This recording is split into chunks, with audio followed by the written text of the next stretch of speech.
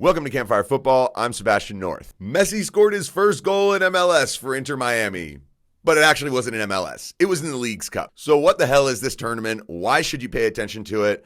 Or not. The inaugural Leagues Cup is taking place in 2023, and it will be an annual tournament from what we're told. But so far, they're off to a flying start. The first night of the whole thing, Lionel Messi comes off the bench for Inter Miami in a huge moment anyways, gets his first appearance, and then, we all saw what happened. It was a massive moment for MLS. But the cool thing for Leagues Cup is they got to kind of ride this. Now people are going to be like, wait, I want to continue watching Messi, but how? Well, Leagues Cup is the way. So let's just talk about the whole competition and what you may find interesting about it. Now, if you go to the official Leagues Cup page at leaguescup.com, they really think highly of themselves in this. I mean, of course, they have to. Top of the page, it says 4 weeks, 3 countries, 2 leagues, 1 champion. So for 1 month, MLS clubs and Liga MX clubs will be participating in this World Cup style tournament, as they call it. I don't know why they call it World Cup style, just because it has a group stage and a knockout round.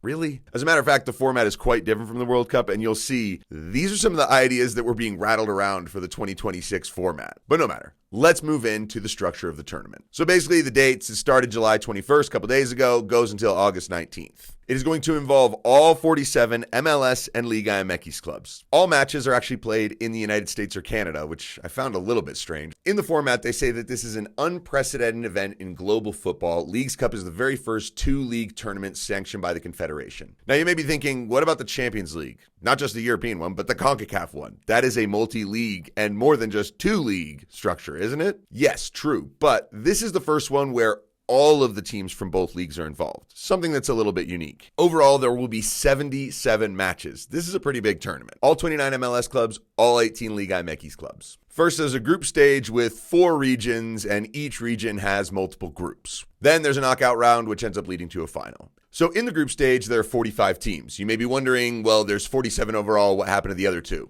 Well, that's LAFC, who won MLS Cup, and Pachuca, who were the best team over the calendar year in Liga MX. So they get a bye, advancing to the knockout round to begin with, don't have to deal with the group stage, which leaves 45 more teams who are split into 15 groups of 3 separated by their region. The whole regional thing is for the knockout round. They'll do kind of like the NCAA tournament where you have your brackets based on your region and then you move on. So for the group stage, teams will only play 1 match against each other in their group. So you get 2 games to try and advance and be one of the top 2. There's only 1 team eliminated per group in that group stage. Now, one cool thing I really like is the point structure. You obviously get 3 points for a win and 0 for a loss, but if the match is level at the end of 90 minutes, they go straight to a shootout. Both teams get a point for the draw, but the winner of the shootout gets an extra point. So what you get is 3 points for a win outright, 2 for a penalty shootout win, 1 for a penalty shootout loss, and 0 for just losing in 90 minutes. I actually love it. In the point system breakdown on leaguescup.com, one of their bullet points is no ties, ! That's brilliant.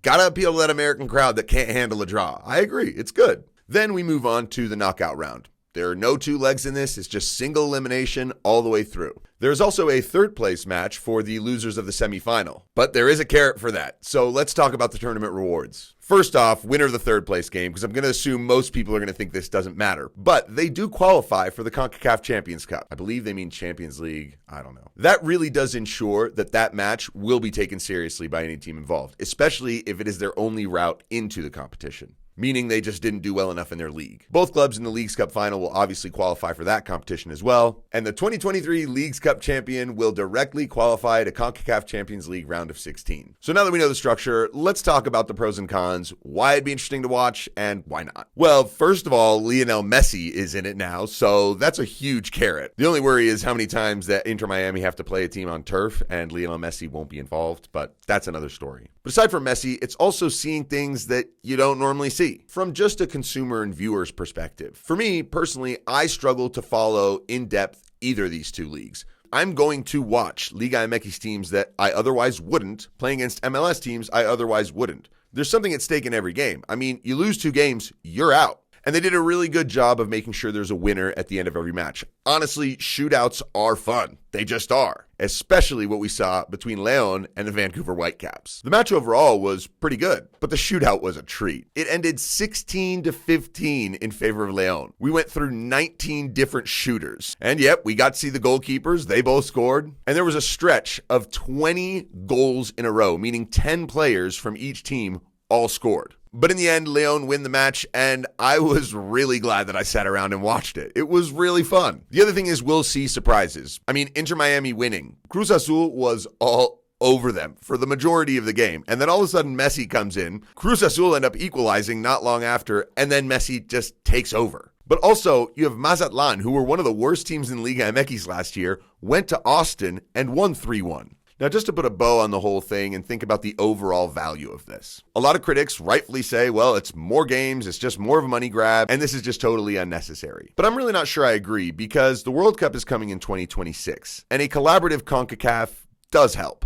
As I said, I think it's weird there are no matches in Mexico, but that is what it is. There's also people who kind of just dislike the fact that it's a very American-style tournament. Now, we all have our tastes and personal opinions, and we also only have so much time. So I don't spend much of that time paying attention to Liga MX or MLS. This at least gives me the opportunity to get a nice view of both. And who knows, this in a lot of ways might be more interesting than the CONCACAF Champions League. And that's because it's all packed into one period of time. With the Champions League, teams will play a match, then 2 weeks later they'll play a match, and that's fine. But for people to keep up with the group stage, it kind of has to happen right before the knockout rounds, as opposed to over the course of 6 months. Now, for most of you, the deciding factor may be whether or not you want to sign up for another streaming service. If you already have Apple TV, I highly recommend you watch this. It's going to be pretty fun. So enjoy the Leagues Cup. I'm Sebastian North. This is Campfire Football.